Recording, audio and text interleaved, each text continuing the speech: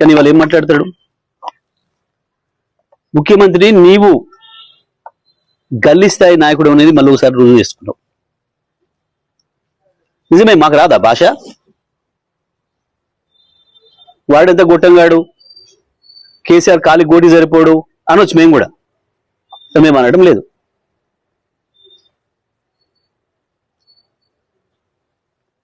నువ్వు రండవు, నువ్వు కొజ్జవని కూడా అనొచ్చు, మేము అనడం లేదు. మాకు విజ్ఞత ఉంది. నీకు కేవలం అది ఒక్క భాష వచ్చు కావచ్చు, మాకు అన్ని భాషలు వచ్చు, అన్ని పద్ధతుల్లో మాట్లాడవచ్చు. విజ్ఞతతో మాట్లాడవచ్చు. ఒకవేళ నువ్వు దాంట్లోనే పోటీ పెట్టుకున్నావు కూడా అది కూడా మాట్లాడవచ్చు.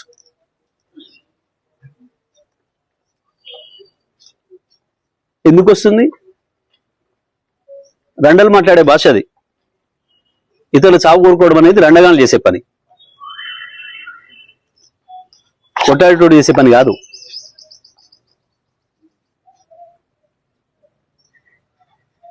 ఒకటి దంతుంటే ఇంకోడు కింద పడి బొర్రెటోడు మాట్లాడే మాటలు అవి, శాపనార్థాలు పెట్టే మాటలు.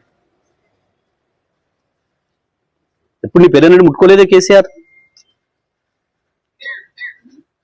నీది కంపనూరని తెలుసు, నీది మురికాలో కంటే అధ్వానమైన నూరని సంగతి కూడా తెలుసు. నువ్వు కేసీఆర్ స్థాయి కాదు, ఆ విషయం మొదలు గుర్తుపెట్టుకోను. ఏదో తంతే పొరపడ్డాడన్న సామెతతోని అది నిజమైన పద్ధతుల్లో వచ్చి కాసేపటికి ఆ పదవిలో పడి ఉండొచ్చు నువ్వు, కానీ నీది ఆ స్థాయి కాదని మరోసారి నిరూపించుకున్నావు. ముఖ్యమంత్రి స్థానాన్ని దిగదార్చే పద్ధతుల్లో ఎక్కడ మాట్లాడింది? ఎవడన్నా ఎన్నికైనా కొత్త సర్పంచ్లకు చెప్తే కదా, నువ్వు డెడికేటెడ్గా పనిచేయండి, అందరు కలుపుకొని పనిచేయండి, ప్రజలు మీకు ఇచ్చిన బాధ్యతలను పూర్తిగా నెరవేర్చండి, మీ విజయం సాధించండి అని చెప్పొస్తారు ఎవరైనా. నీ చెత్తవాగుడితోని వచ్చిన వాళ్ళ బ్రెయిన్ జడగొట్టి ఏం సమాచారం తీసుకుపోయారు? వాళ్ళు ఏం మోసుకపోయారు? నీ దగ్గర నుంచి మెసేజ్ ఇట్లా బూతులు మాట్లాడాలి కావచ్చు మేమని మోసుకపోయారు. ముఖ్యమంత్రి అంటూ మాట్లాడేటప్పుడు షో ఉండాలి కదా. ఒకటి మాత్రం వాస్తవం రేవంత్, కేసీఆర్ని ఏదో ఈ రాయి కట్టుకొని అల్లబడిసావు, ఆ రాయి కట్టుకొని నిలబడిసావు అని మాట్లాడుతున్నావు కదా.